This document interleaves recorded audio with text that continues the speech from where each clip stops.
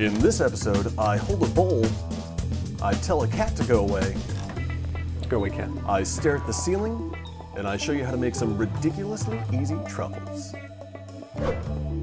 Welcome back to More Approved. I'm James, and today I'm going to show you how to make your own truffles at home. It's quick, it's easy, and it doesn't require a lot of ingredients. All you're really going to need for this recipe is 5 ounces of a Couverture chocolate, 2 ounces of heavy cream, and some confectioner's sugar and some parchment paper. That's pretty much it. You can top this with whatever you want, and you can flavor it with whatever you want. Let's get started. Take your 2 ounces of heavy cream, put it in a small saucepan.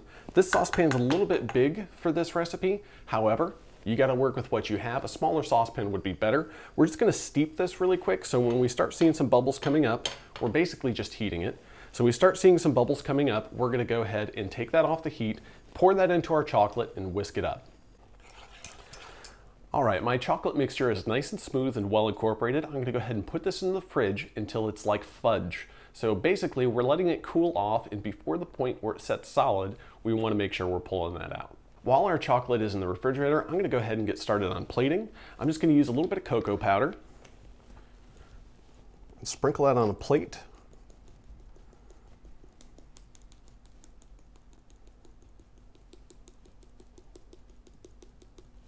And this will make a nice little template for our plating. So I'm gonna go ahead and gently pull this on out of here. And at this point, I'm just gonna take a little bit of chocolate sauce and drizzle this on out. And we'll bring it back around the other way. So now that I have my plate base set, let's get back to the truffles. Our chocolate is out of the fridge. It is a nice thick fudge-like consistency. I have a sheet pan with some parchment paper on it and a little bit of confectioner's sugar. So that's gonna help keep it from sticking. So we're gonna take and use 2 spoons, and I'm just gonna divide up a couple of portions. Start laying these down onto the pan.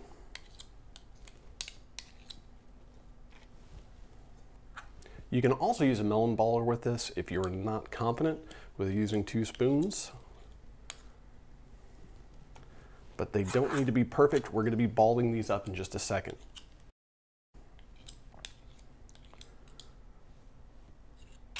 So continue dividing this up until they're all done.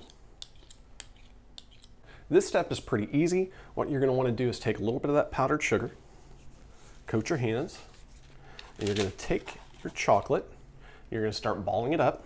You are going to get some chocolate on your hand, so be aware of that. And now you can take and cover it with whatever you want to put on it. And then just set that back into place. Repeat, a little bit more powdered sugar. Coat it generously.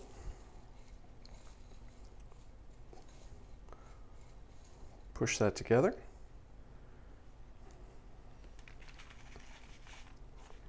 There we are. So for plating, you can go all out. We prepared our plate earlier, and all you have to do is pick these bad boys up, set them into place. And there's no right way or wrong way to do this. Just do whatever makes your heart content. You want to go ahead and keep these cool, but these are going to be decadently rich. They're very, very, very tasty. It's very easy to make, and you can make it yourself. I just used some Ghirardelli chocolates. I used a combination of a dark melting chocolate, and I also used some of their milk chocolate premium baking chips. It's good stuff. There's some other options that are available out there. I'll put them in the description box below. But thanks for watching. I'm James. See you guys next time.